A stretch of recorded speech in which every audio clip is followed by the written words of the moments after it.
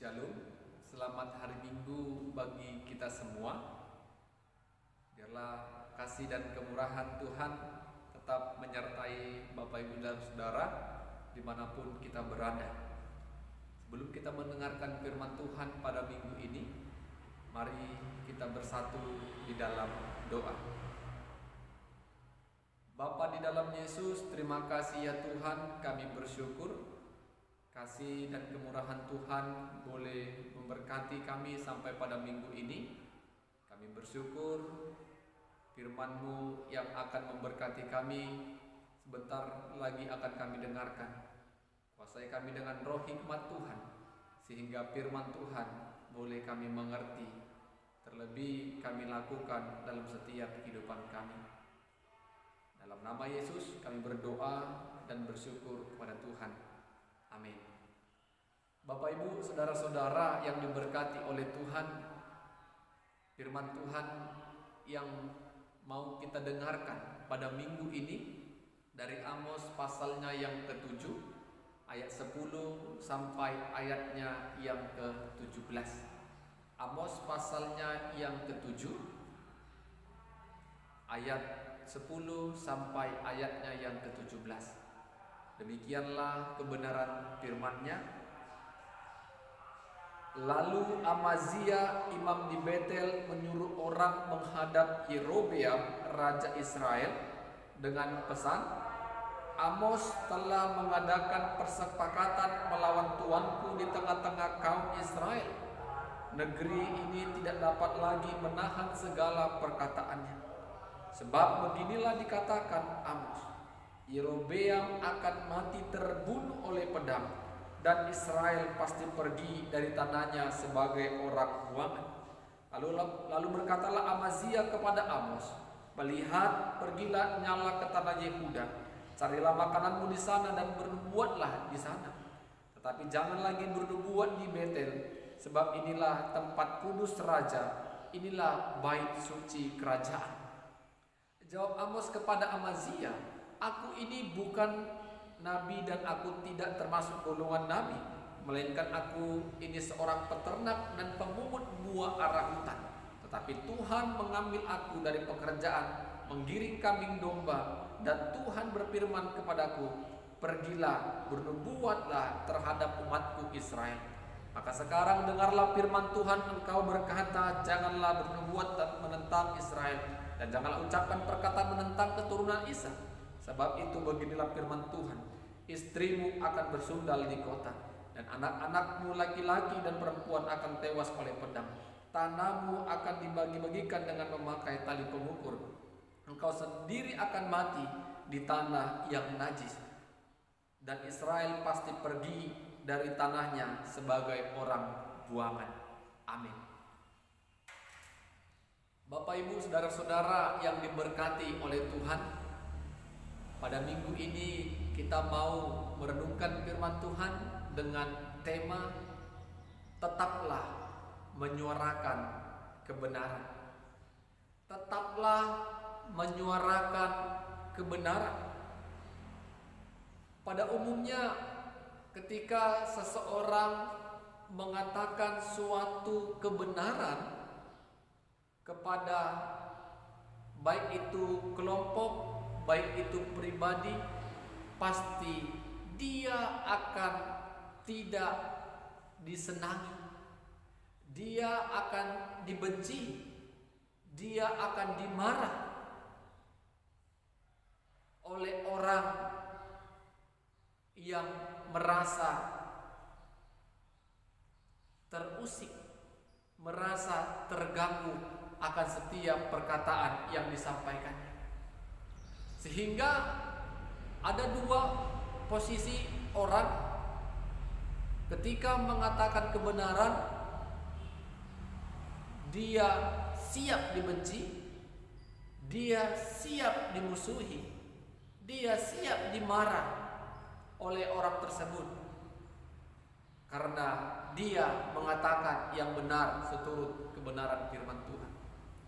Tetapi ada sebaliknya, ada orang yang takut ketika dia mengatakan kebenaran, maka orang akan tidak suka akan kehadiranku, sehingga dia lebih baik mengambil sikap diam dan tidak mau tahu akan kesalahan yang ada di sekitarnya, sekelilingnya. Bapak Ibu saudara-saudara, pernahkah kita melihat, pernahkah kita menegur orang yang salah dengan berani dan sesuai dengan kehendak Tuhan? Terkadang hati kecil kita memang takut kalaulah orang lain merasa terganggu akan perkataan kita. Tetapi melalui firman Tuhan, pada minggu ini kita mau belajar dari firman Tuhan. Tetaplah menyuarakan kebenaran. Kita belajar dari Amos. Amos dipanggil Allah untuk menyuarakan kebenaran. Amos dipanggil Allah menyuarakan kebenaran. Amos dipanggil Allah untuk menyatakan dan menyampaikan apa yang dipesankan Allah kepada umat Israel. Amos dengan berani, dia tampil dengan kuat kuasa Tuhan. Dia tidak sedikit pun gentar, takut. Dia tidak sedikit pun takut kepada siapapun, baik itu pembesar, baik itu kepala ibadah atau imam-imam. Dia tidak takut, karena yang didengar dari Allah itulah yang disampaikan kepada umat Israel. Kenapa Allah memanggil Amos? Karena Allah melihat kalau umat Israel tidak lagi hidup sesuai dengan ketetapan ataupun kehendak Tuhan. Mereka hanya mementingkan diri sendiri. Mereka menindas orang-orang lemah, orang-orang miskin. Mereka tidak lagi hidup jujur di hadapan Tuhan.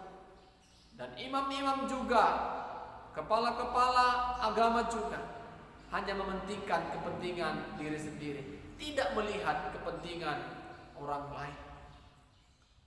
Sehingga Allah ingin menaruh murkanya kepada mereka, mengingatkan mereka lewat perantaraan Amos. Amos dipanggil Allah bukan karena dia adalah orang hebat, orang yang besar, orang yang memiliki latar belakang yang luar biasa, bukan. Dia hanya sebagai seorang peternak, mengambil anggur, buah ara di hutan. Tetapi Allah melihat kalau Amos akan berani menyampaikan suara Allah, suara kebenaran kepada umat Israel. Bapak Ibu saudara-saudara, apakah suara kebenaran yang disampaikan Amos berjalan dengan baik? Tentu tidak. Kenapa? Karena akan banyak orang yang merasa terganggu, orang yang merasa terusik, orang yang merasa tersindir, atau orang yang merasa terhina akan setiap nubuat yang disampaikan Amos. Padahal Amos dipilih Allah sebagai penyambung lidah Allah, penyampai pesan Allah.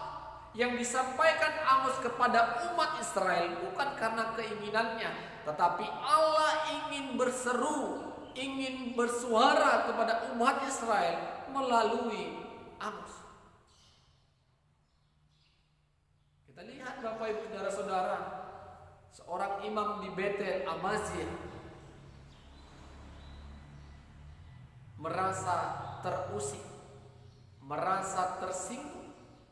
Dan dia mengatakan kepada Raja Israel, yaitu Yerobeam, karena perkataan yang disampaikan Amos tidak lagi bisa terbendung. Semua yang dikatakannya tidak lagi bisa ditahan. Dan dia katakan kalau Yerobeam akan mati terbunuh oleh pedang. dan Israel pasti pergi dari tanahnya sebagai orang buangan. Amazia datang kepada Amos, "Lihat, pergilah ke daerah Yehuda, ke tanah Yehuda. Carilah makananmu di sana dan bernubuatlah di sana." Bapak Ibu saudara-saudara, kenapa Amazia menyuruh Amos pergi?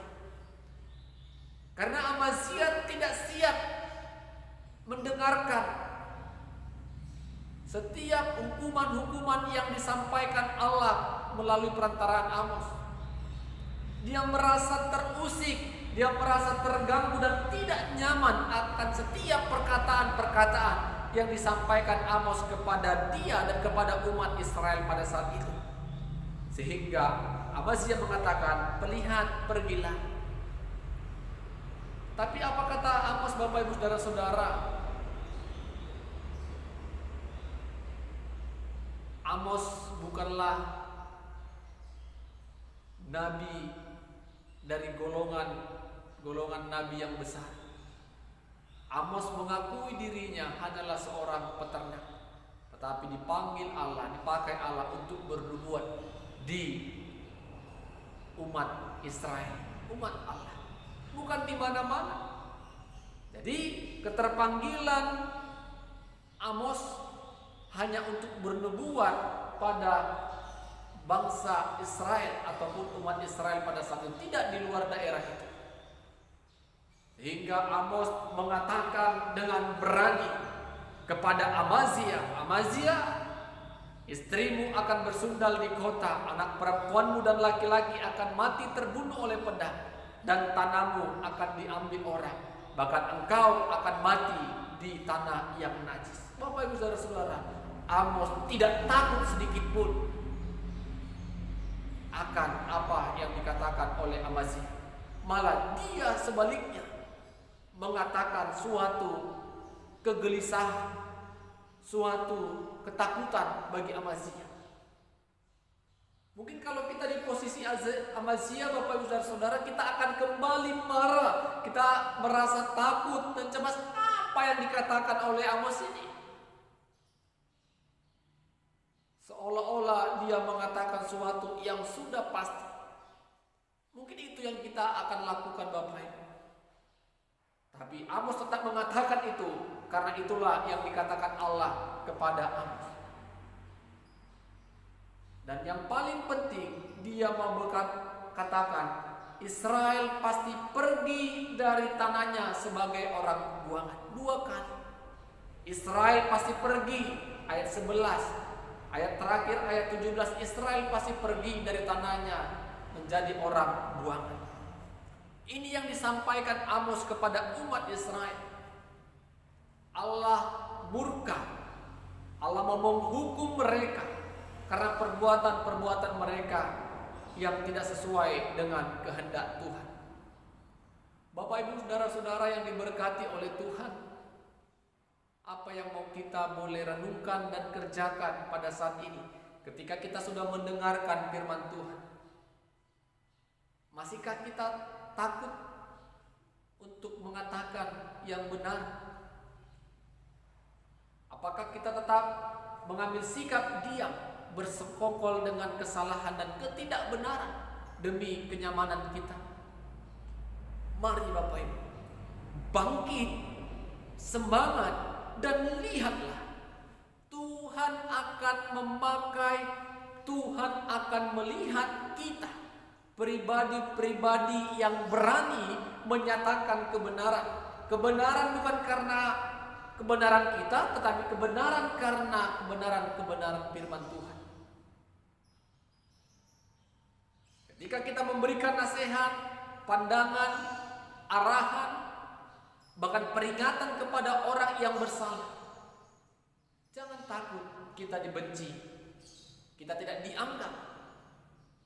Tetapi lihat, Tuhan akan terus berkuasa atas hidup kita dan Tuhan akan memampukan kita untuk melakukannya.